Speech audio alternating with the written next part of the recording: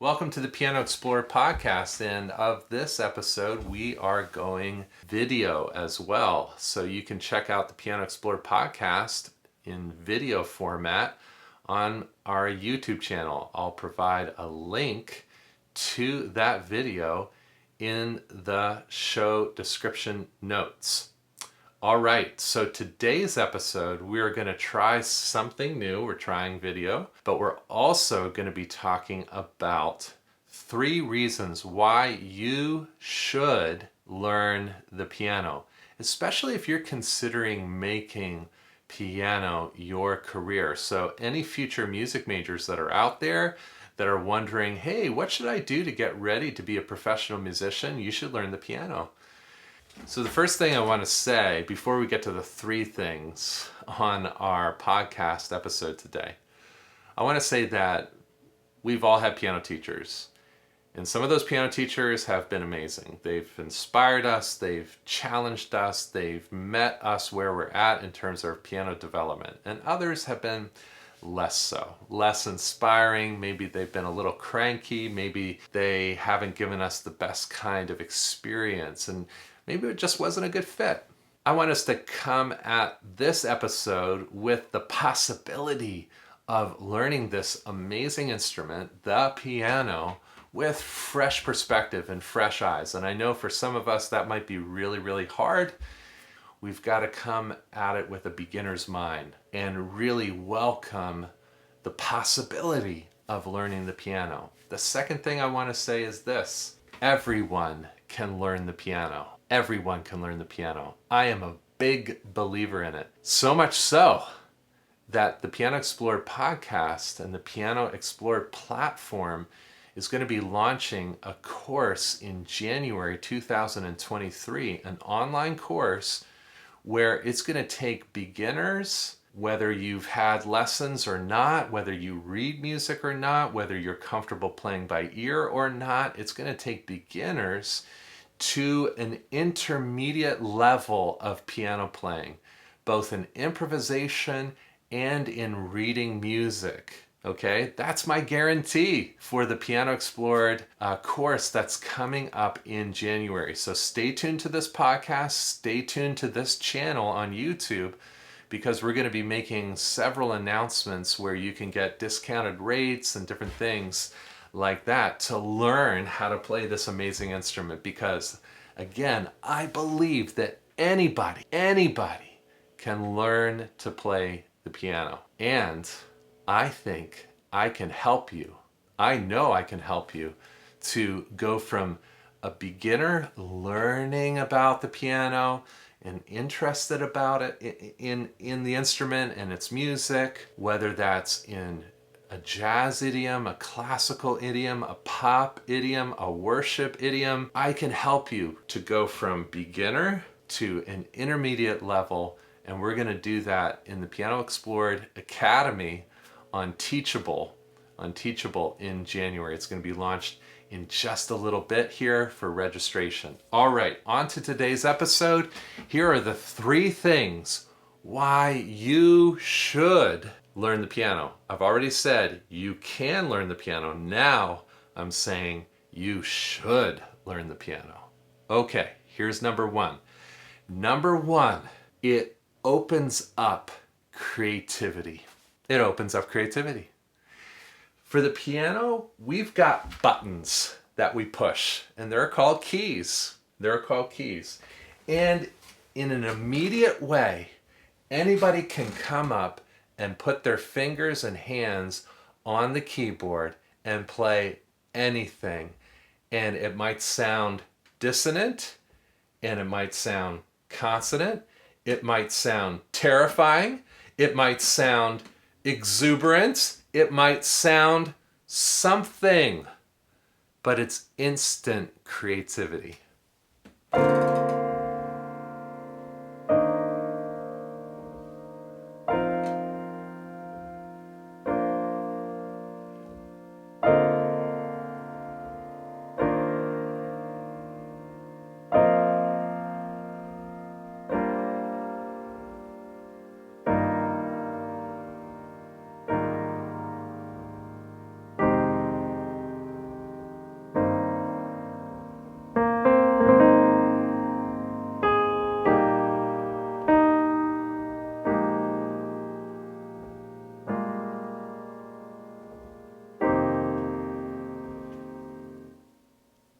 I just made that up. I just made it up by pushing down some buttons. Some of those chords, and chords are notes that are put together. Some of them sounded really good, and some of them sounded not so good. But you have to live and learn, right? You have to live and learn. So push some buttons and get some music going, and you can be an instant piano player. An instant piano player. Some of my method that I'm going to be introducing again in this course that's coming up in January is by only playing on the white keys and making music on the white keys, and then playing music only on the black keys.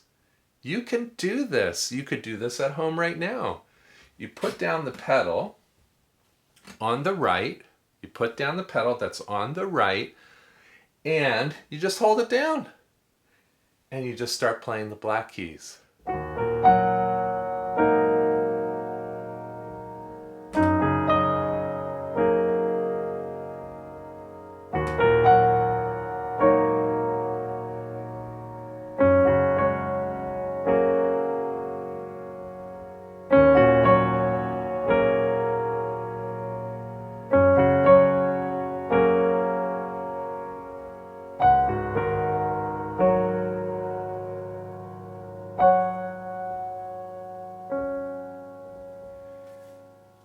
Instant creativity. Instant creativity. It's so much fun. Now, if I were to give you some parameters about how to play and what kind of mood to create, I know you could do it. And you can do it on your piano at home, if you've got a piano at home. Let's make a flowy. If I said, can you make it flowy just by playing flowy? Is that an adjective or an adverb or even a word? Is it a word? Anyway, let's make it flowy. You get it. All right, here we go. Let's make it flowy. I'm going to put down again my right pedal, and I'm just going to make something up on the black keys.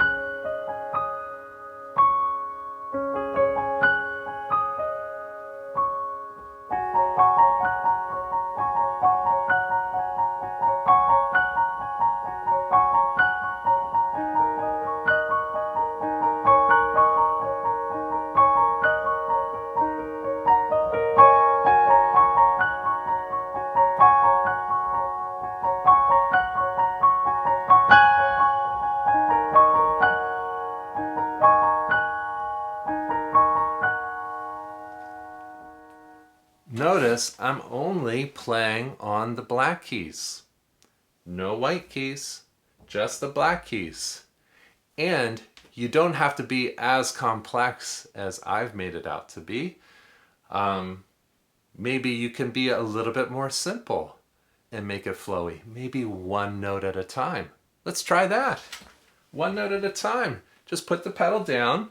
I love putting the pedal down because it just opens up the piano. A very famous pianist by the name of Artur Rubinstein said that this pedal is the soul of the piano. I could not agree more.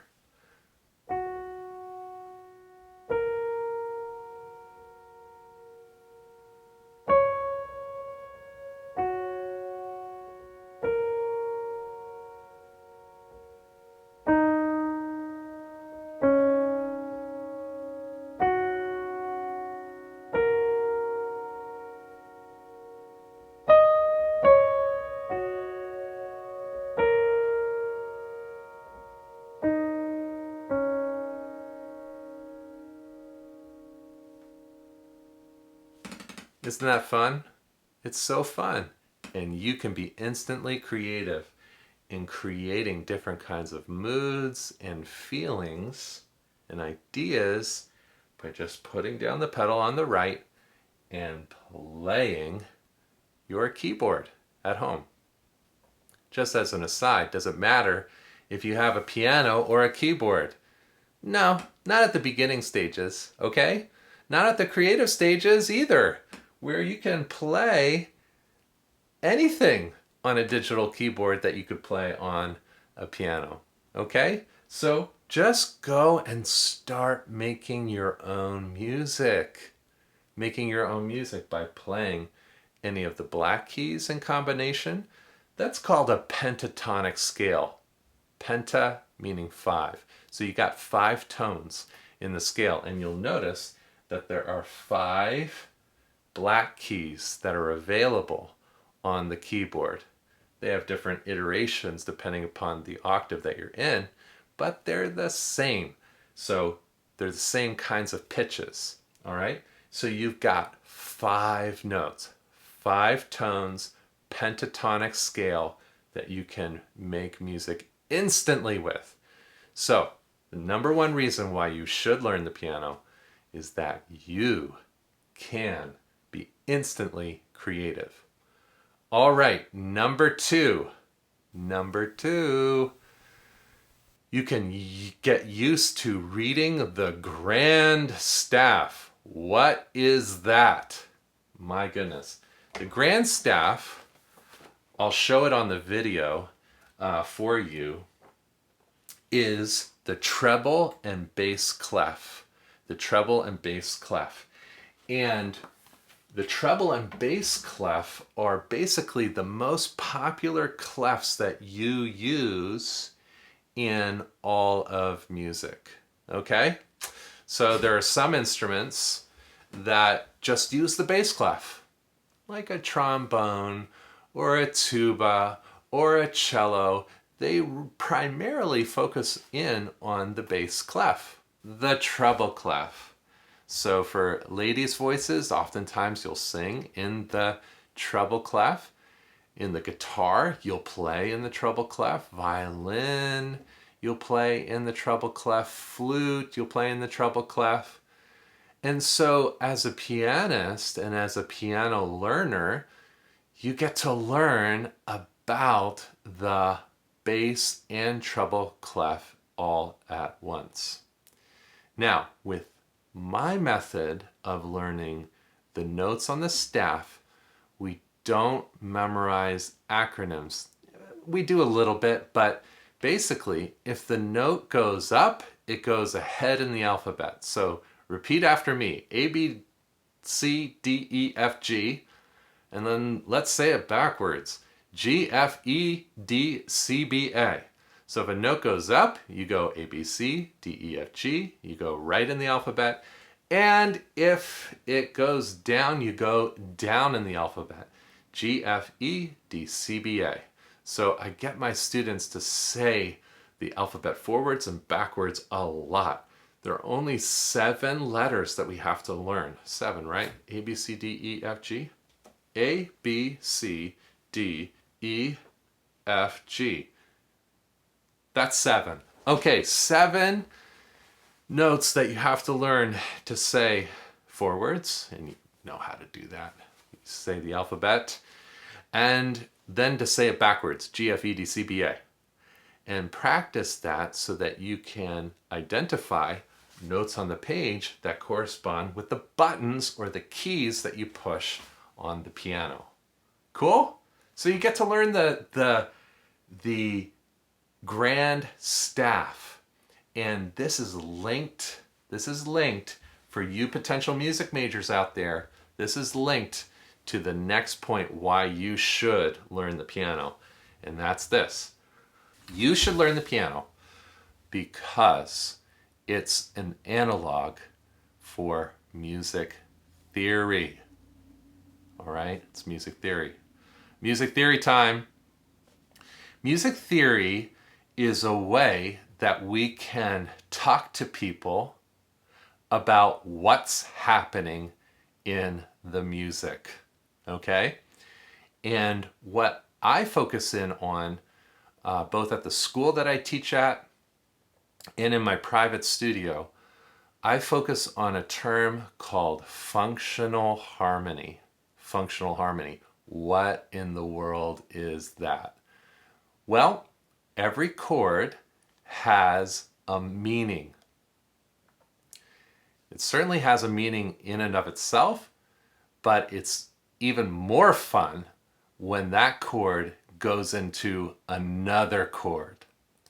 And when we study those kinds of relationships, chord between chord, I'll show you in just a little bit about what I mean. Chord to chord, we call that functional harmony. This is the building blocks for a deep understanding of music theory. And as a piano teacher, I incorporate music theory, piano technique, reading music, all into one.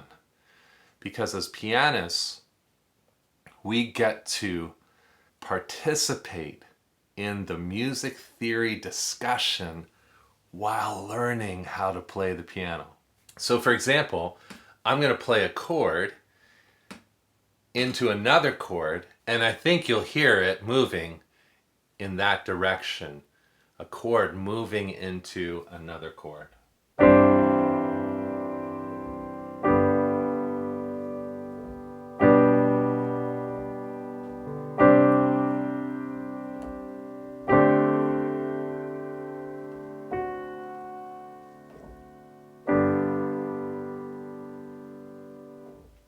Or maybe in a complicated Chopin piece,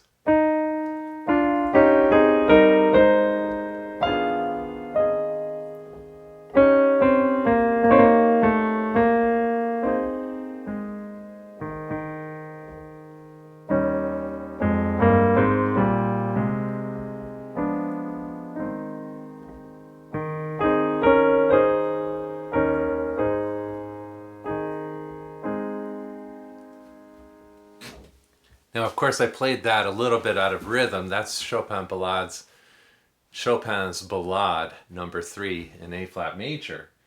I played it a little out of rhythm so that you could hear sort of these lingering harmonies that begin to pour and cascade into one another and out of one another. It's really spectacular. But that's one of the reasons why you should learn how to play the piano, because you can dive into this amazing world of functional harmony. And you really need to do that if you want to be a musician and a music teacher. It's another analog, it's another side path, parallel path to you learning theory and learning how music is constructed. Thank you so much for joining us today on the Piano Explorer podcast, and we'll talk to you soon.